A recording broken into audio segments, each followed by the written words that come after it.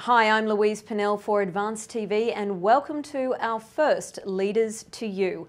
I'm joined by Andy Walsh, who is Director of High Performance for Red Bull. You've got a stable of about 500 athletes throughout about 120 different sports, and that includes snowboarding right through to racing car, Formula One.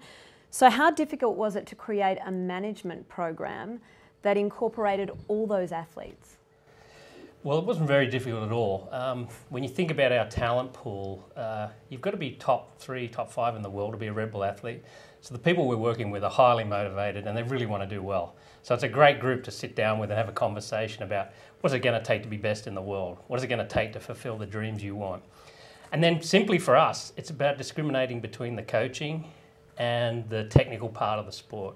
The coaching for us relays a lot about how do we measure them up against success, how do we benchmark them against the best in the world, how do we understand what motivates them. And when we understand those sorts of things, we can apply that across any sport. The technical side, whether they hit a cricket ball, or they run with a rugby ball, or they drive a motor car, we leave that to the experts. We look after the actual individual and trying to get the most out of them. So with those who are listening today, our audience members, I'm assuming that they all can't drive a car like Mark Webber or get on a snowboard like Shaun White, but in business, could they apply the same sort of theory that you're in fact using with the athletes? I think definitely. I think the business world is very similar to the sporting platforms we look at. We're trying to get our individuals, get our talent to become the best at what they do. And the business programs, you're looking to beat your competitors to try and maintain that competitive advantage.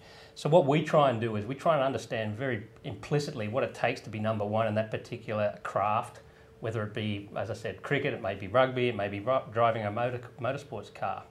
And once we understand what it takes to be world class in that particular sport or that environment, we then benchmark the athlete very heavily against those metrics.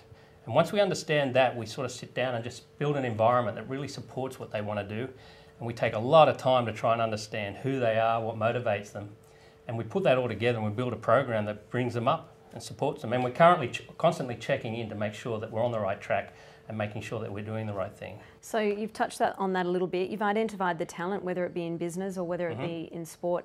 So then what next? Where do you go from there? What incorporates the different parts of your program? Okay, so basically the program we set up is then put in place is designed specifically for every individual or designed specifically for a team to get them to a certain point in their career. And the interesting thing about sport is that there's always an end game. There's always a world championship, there's always a gold medal performance, there's always a particular skill you've got to perform at a very particular given time. And business typically is a lot more process driven. Yeah. So what we try and encourage our athletes and people who we're advising in the business world to start thinking about the idea of setting up these big targets in your business, much like we'd approach a major event. Think about how you would build your athlete or how you build your program up to perform really at that time when it has to come, all has to come together. And we do that through practice, we do that through driving scenarios where the athletes and the people get the opportunity to test themselves against what they're trying to achieve. And by bringing that process together, we really try and build a program up to get the most out of them.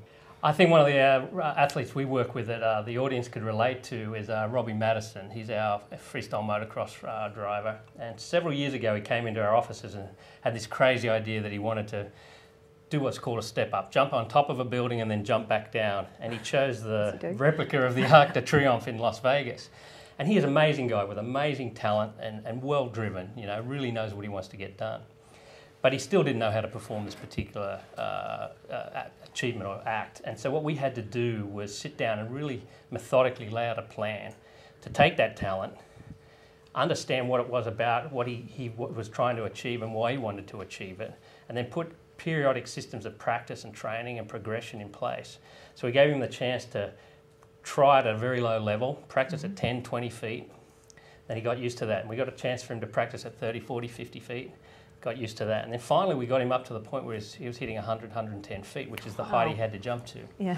And so through that whole idea, we were creating an environment that supported him, gave him the chance to push himself a little bit, find out where his limits were, then pull it back. And I think that applies to anybody, whether it's business, life, or sport. You know, that pushing to see where you are and where your limits are, and bringing it right to that edge lets you learn a lot about who you are and what it takes to take that next step. Thanks for watching Leaders to You. I'm Louise Pennell for Advance TV.